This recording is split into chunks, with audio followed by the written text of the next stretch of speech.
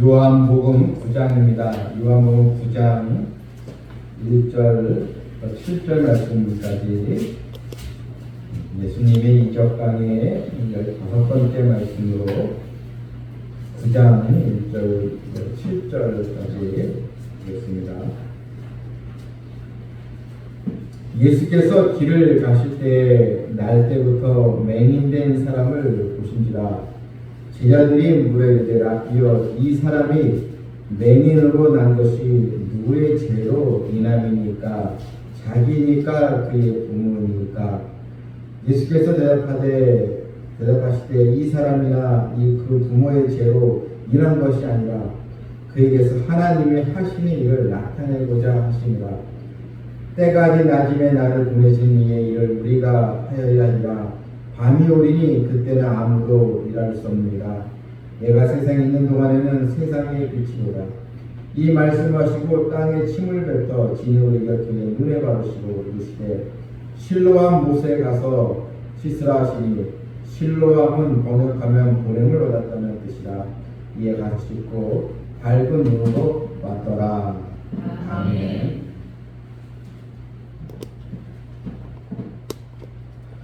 오늘 예수님의 그 이적은 날 때부터 이제 소경이 된 그 사람 치유하시는 내용이 이제 나와 있습니다.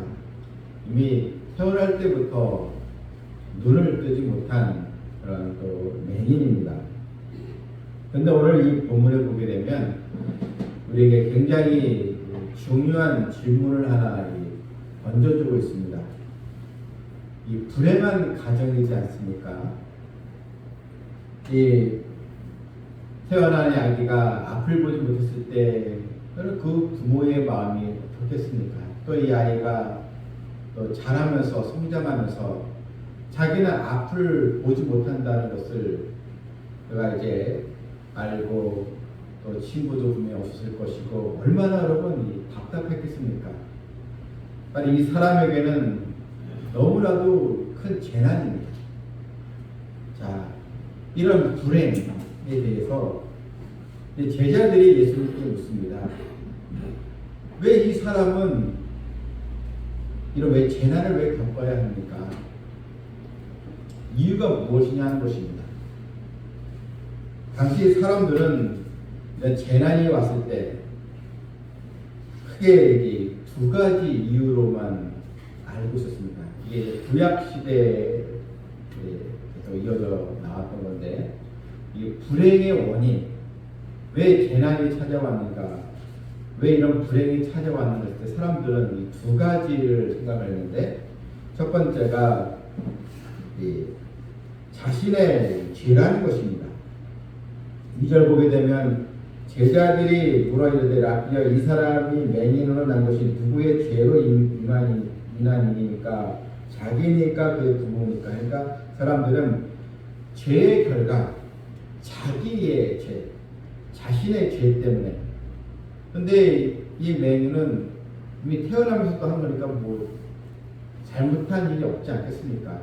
그래서 사람들은 그러면 부모의 죄다, 자기의 죄가 아니면 부모의 죄 때문에 이런 자녀가 고통을 당한다, 이렇게 이제 두 가지 이유로만 알고 있었습니다. 불행이 찾아왔을 때 자기의 이런 잘못된 행위와 죄로 인해서 불행이 찾아왔든지, 아니면 부모의 죄 때문에 부모가 잘못해서 자녀가 고통을 겪는다, 이 두 가지 이런 알고 있었는데, 예수님께서 둘 다 아니다, 예수님께서 세 번째 이유가 있다는 것입니다.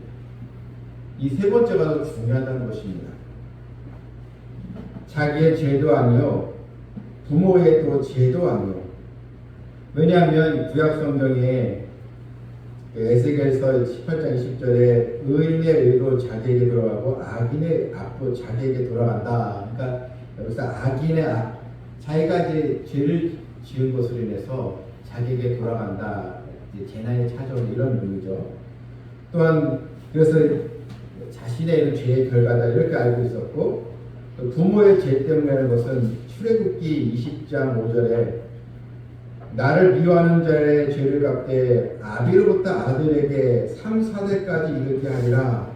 그러니까 아비로부터 아들에게 3, 4대까지 이런 부모, 할아버지 이런 조상의 죄로 자녀에게 계속 이런 재앙이 찾아온다.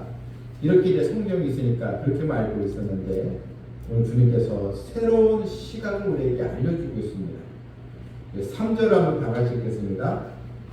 예수께서 대답하시되 이 사람이나 그 부모의 죄로 인한 것이 아니라 그에게서 하나님이 하시는 일을 나타내고자 하십니다. 여러분, 이 사람의 죄도 부모의 죄 때문에 아니고 하나님의 계획이 있다는 것입니다. 하나님께서 하시는 일이 바로 있다는 것입니다. 그래서 우리가 이 고난을 겪거나 실패와 좌절을 겪을 때 왜 내가 이런 고난을 겪을까? 왜 내게 어려움이 찾아왔을까? 우리는 무슨 생각하잖아요. 뭘 잘못했을까? 항상 이렇게 우리 생각을 하는데, 그런데 이 고난의 의미에서 하나님께서 행하시는 일, 하나님의 계획이 있다는 것입니다. 그러니까 예수님께서 하시는 이 말씀의 의도는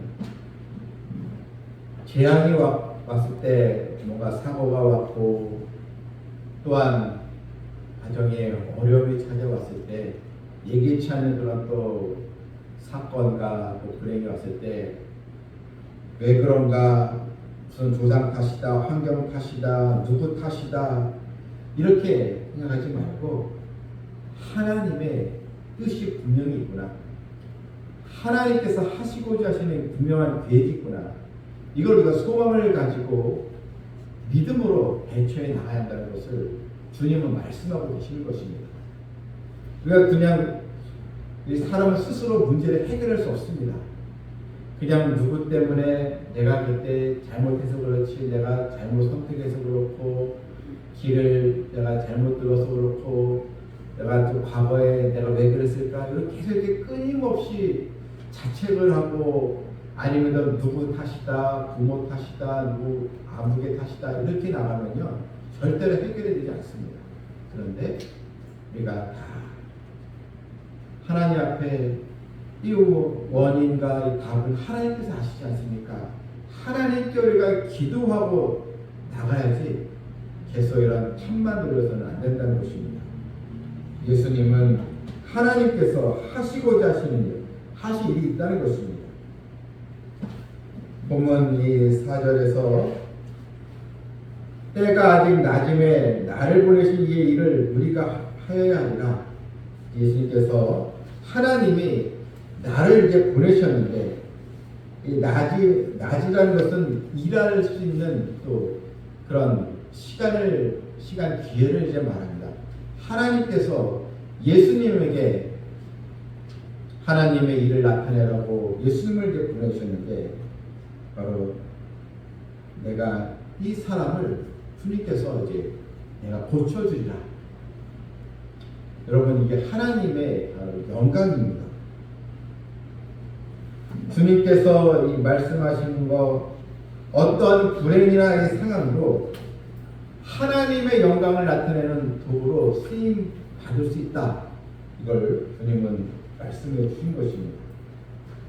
주님은 이 사람의 맹인으로 태어난 거, 이 과거의 원인에 초점을 두는 것이 아니고 하나님께서 이 사람을 통하여 어떤 일을 하시는가, 바로 미래의 일, 하나님의 일에, 하나의 역사에 지금 초점을 두고 계십니다. 여러분, 뭔가 좋지 않고 어려움이 왔을 때 왜 그랬을까, 자꾸 뭐뭐 때문에 왜 이렇게 하지 마시고, 하나님 저에게 소망을 주시옵소서. 여러분, 이 과거와 예전에 있었던 것은 이제는 잊어버려야 됩니다. 과거의 쓰라린 기억들, 고통들, 이미 우리는 주님의 이 보혈로, 주님의 사랑으로 다 이미 치유를 받은 사람들이고 가장 큰 소망을 가진 사람들인데, 이제는 하나님께 우리 앞으로 우리의 삶이, 나의 미래가 하나님의 영광을 나타내는 그런 또 귀한 또 인생으로 쓰임받고자 하는 것, 이거 여러분 믿음을 가진 자의 모습이라는 것입니다. 주님은 나는 하나님의 일을 하기 위해서 아버지께로부터 보냄을 받았다는 것입니다. 그러나 밤이 오리니 그때는 아무도 일할 수 없느니라. 밤이 온다는 것은 예수님께서 십자가를 지기에 잡혀가시는 것을 얘기하거든요. 주님께서 십자가의 사명을 지시기까지 주님은 바로 천국 복음을 증거하기 위해 온 것이다.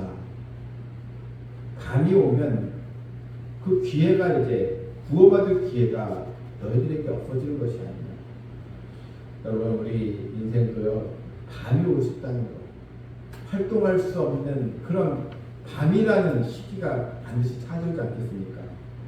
지금 바로 우리는 낮에 속한 사람이고 일할 수 있는 낮에 우리가 있다는 것, 이것을 우리가 하나님의 사랑으로 여기면서 예수님처럼 또 제자들처럼 또 많은 이 간증자들처럼 주의 일에 소망을 가지고 우리가 더 긍정적인 생각을 가지고 기쁨으로 주의 일을 하는 성도들이 다 되어야 될 줄 믿습니다.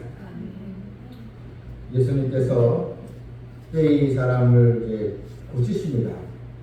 이 말씀을 하시고 땅에 침을 뱉어 진흙을 이겨 그의 눈에 바르시고 실로암 못에 가서 이제 씻으라. 실로암은 번역하면 보냄을 받았다는 뜻이다. 우리가 참 복음성가 중에 실로암 노래를 참 좋아하잖아요. 실로암은 보냄을 받았다는 뜻. 오늘 실로암 못에 가서 씻으라. 우리 다 하나님께로부터 보냄을 받은 자, 하나님의 영광을 나타내기 위해서 우리는 부름을 받는 백성이라는 것입니다. 11절에 보게 되면 이제 많은 마을 사람들이 대단히 놀래죠. 이미 태어날 때부터 날 때부터 맹인된 자가 세상에 앞을 보고 사람들을 대화하니까 얼마나 여러분 놀랬겠습니까? 어느 것도 이거는 부인할 수 없는 사실이지 않겠습니까? 다 이렇게 알고 있었는데 이미 날 때부터 소경을 알고 있었는데 이 사람이 눈을 뜨고 얘기하고 활동을 하니까 사람들이 묻습니다. 내 눈이 어떻게 떠졌느냐? 어떻게 된 거냐? 9장 11절에 이렇게 나와 있습니다. 대답하되 예수라는 그 사람이 진흙을 입혀 내 눈에 바르고 나더러 실로암에 가서 씻으라기에 가서 씻었더니 보게 되었노라. 예수님의 치유의 사건, 주님을 지금 증거하고 있는 것입니다. 예수님을 고쳐주셨다는 것, 하나님의 영광을 나타내게 되었다는 것입니다. 이 소식에 사실 바리새인들 또 이런 또 율법주의자들은 예수님을 또 자꾸 고소하죠. 예수님께서 안식일에 저 소경을 고쳤다. 이렇게 또 예수를 공격하는 것을 우리는 또 9장 13절부터 또 보게 되는데 오늘 이 9장의 이 핵심은 이것입니다. 진짜 소경이 누구냐 하는 것입니다. 예수님께서 육신의 눈을 뜨게 하셨는데 이 사람 지금까지 맹인으로 살아왔다가 주님을 만남으로 주님께서 눈을 뜨게 하셨는데 그런데 이 성경은 우리에게 육신의 소경보다 더 불행한 것은 영적인 소경이다. 바로 영적 이 소경, 육신의 눈을 뜨고 있지만 진리를 알지 못하고 예수님을 만나지 못하고 하나님 말씀을 깨닫지 못하고 하나님이 계심을 알지 못하고 영원한 천국이 있음을 알지 못하고 살아가는 사람들, 다 이들은 다 영적 소경이다.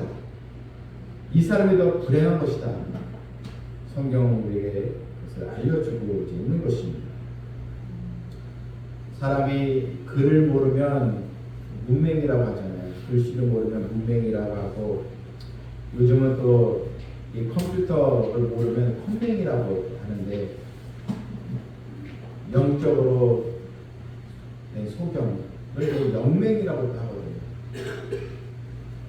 깨닫지 못하고 주님 알지도 못하는 것. 그 낮은 데를 임하소서 그 영화의 주인공이었던 안요한 이 목사님이 있습니다. 이 목사님은 또 목회자의 아들로 태어났지만 이 37년 동안 무신론자로 살아갑니다. 목회자 아들인데도 교회 나가지 않고 자기 멋대로 방탕한 삶을 이렇게 살아갑니다. 그런데 그가 37년 동안 무신론자로 살아가다가 그만 인생 중간에 시력을 잃어버립니다.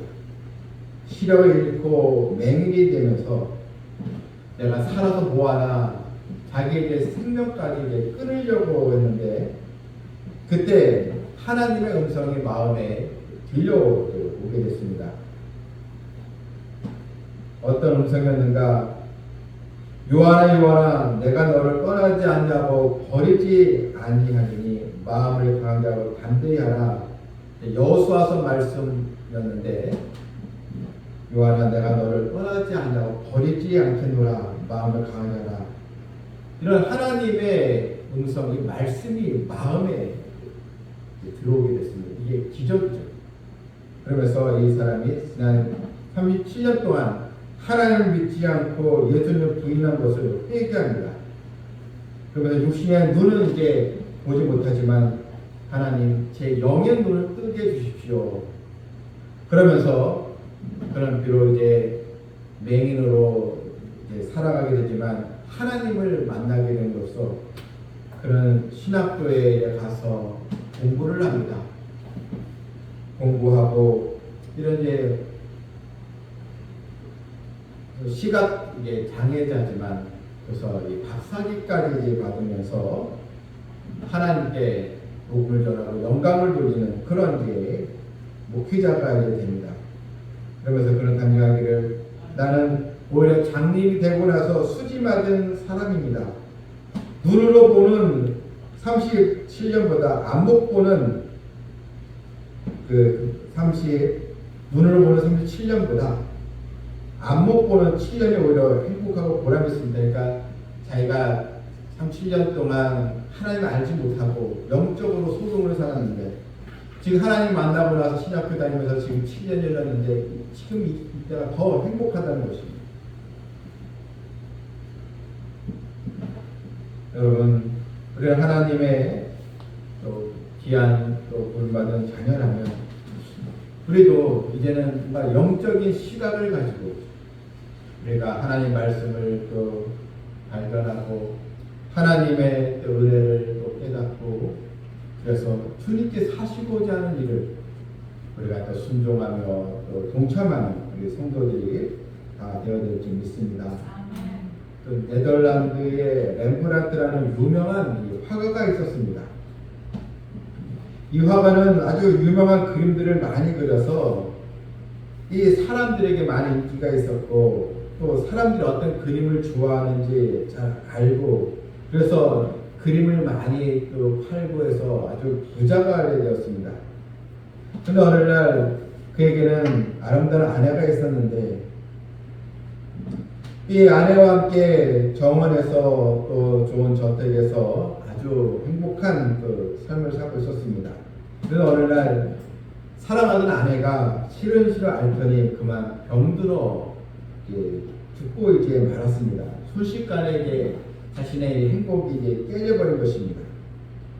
렘브란트는 미술 그린 다 도구들을 다 내던지고 시리에 빠졌습니다. 그런데 그가 식음을 전폐하고 그도 나도 살 희망이 없네 이렇게 하고 있었다가 그가 마지막에 자신의 인생이 이렇게 비참하게 내가 끝나서는 되겠는가 이런 자각을 하게 되면서 그가 예수님을 다시 찾게 됩니다. 왜냐하면 이 유명한 화가 되기 전까지는 교회를 나갔다가 인기를 얻고 나서 교회를 떠나 있었거든요.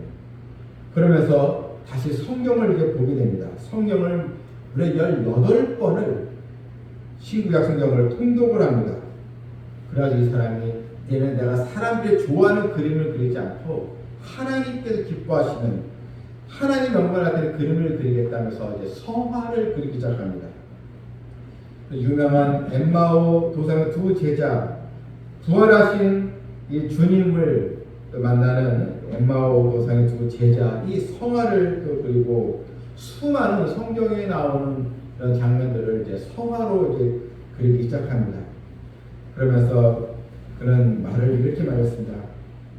내가 잘되고 성공했을 때는 예수를 만나지 못했으나 아내가 세상을 떠나고 나서 인생의 좌절을 느꼈던 그 길목에서 부활의 주님을 만났고 엠마오 도상의 그리스도를 내가 그리며 이렇게 성화를 만들 수 있게 되었습니다. 그렇게 고백을 하면서 하나님께 쓰임받는 위대한 기독교인 화가가 바로 되었다는 것입니다. 우리의 연약함은 정말 한계가 많이 있습니다. 감당하지 못하는 일들도 많이 일어나지만 우리보다 더 큰 기적을 행하시는 우리 하나님, 그런 우리 삶의 고난을 했을 때 반드시 하나님께서 하시고자 하는 계획이 있다는 것을 우리가 또 믿고 하나님께 간구하고 믿음으로 우리가 다 쓰임받는 성도 되기를 주님의 이름으로 축원합니다. 아멘. 하나님 아버지,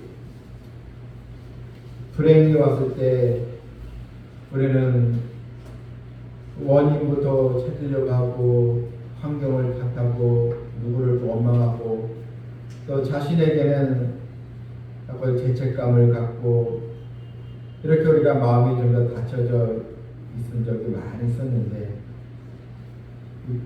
우리는 이제 이 불행의 끝자락만 보지 말고 하나님께서 하시고자 하는 일이 있음을 깨닫고 또 소망을 가지고 또 기도하고 믿음의 또 능력을 또 발휘하여 하나님의 영광을 나타내는 우리 성도들 다 되게 하여 주시옵소서.